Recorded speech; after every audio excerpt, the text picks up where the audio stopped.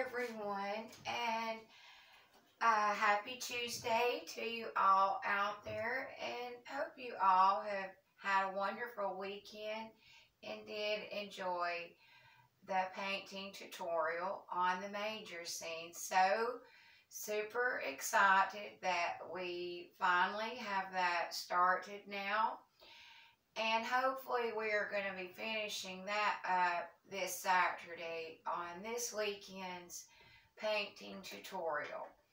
Now, we do have many other things. I have a lot of other things I have been working on behind the scenes. It's all new material that you all will be getting to see really soon. So, everyone, on today's show, we're going to do the devotional reading. And this devotional reading is going to be from Galatians 6:14. May I never boast except in the cross of our Lord Jesus Christ, through which the world has been crucified to me, and I to the world. Galatians 6:14. They were people who were living to themselves. Their hopes, promises, and dreams still controlled them, but the Lord began to fulfill their prayers. They had asked for a repentant heart and had surrendered themselves with the willingness to pay any price for it, and He sent them sorrow. They had asked for purity, and He sent them sudden anguish. They had asked for meekness, and He had broken their hearts. They had asked to be dead to the world, and He killed all their living hopes. They had asked to be made like Him, so He placed them in the fire as a refiner and purifier of silver, Malachi 3:3, until they could reflect His image. They had asked to help carry His cross, yet when He held it out to them, it cut and tore their hands. They had not fully understood what they asked, but He had taken them at their word and granted them all their requests. They had been unsure whether to follow Him such a long distance or whether to come so close to Him, and awe and a fear was upon them. As Jacob at Bethel, when he dreamed of a stairway reaching to heaven, Genesis 28:12. Or Eliphaz, amid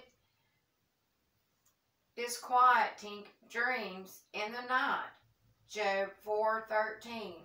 Or as the disciples when they were startled and frightened, thinking they saw a ghost, Luke 24:37, not realizing it was Jesus.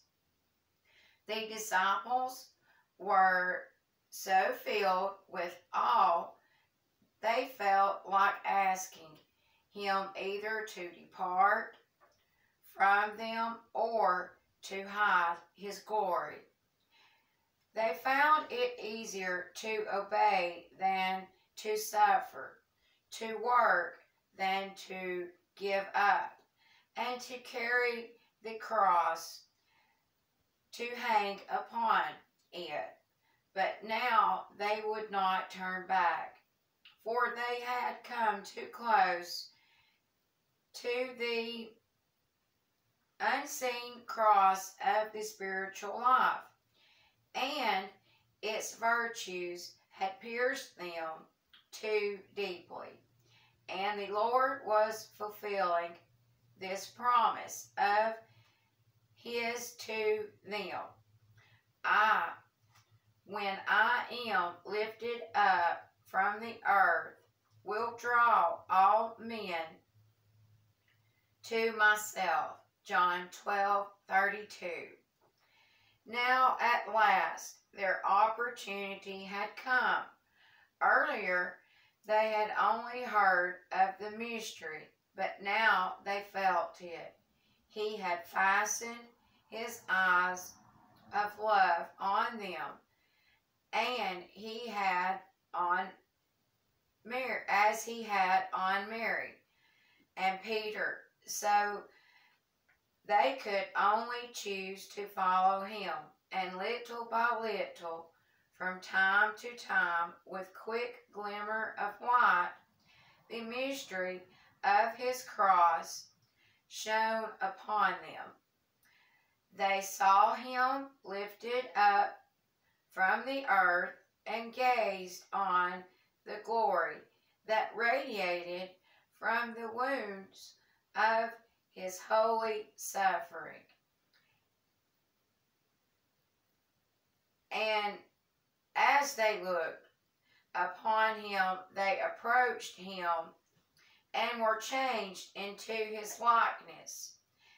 His name then shone out through them, for He lived within them. Their life from that moment on was one of inexpressible fellowship solely with Him above. They were willing to live without possessions that others owned and that they could have had in order to be unlike others, so they would be more like Him. This is the description of all those throughout the ages who follow the Lamb wherever He goes. Revelation 14:4. If they had chosen selfishly for themselves, or if their friends had chosen for them, they would have made other choices. Their lives would have shone more brightly here on earth, but less gloriously in His kingdom. Their legacy would have been that of Lot instead of Abraham. And if they had stopped along the way, or if God had removed His hand from them, allowing them to stray, what would they have lost? What would they have forfeited at their resurrection? Yet God strengthened them and protected them, even from themselves. Often in His mercy, He held them up when they otherwise would have slipped and fallen. And even in this life, they knew that all He did was done well. They knew it was good to suffer in this life, so they would reign in the one to come, to bear the cross below, to wear a crown above, and to know that not their will, but His was done in them and through them. Wow, that was a long but a very wonderful and lovely devotional. So touching. And I do hope you all enjoyed that. And as always, everyone, and until we meet again, may God bless you and God keep you.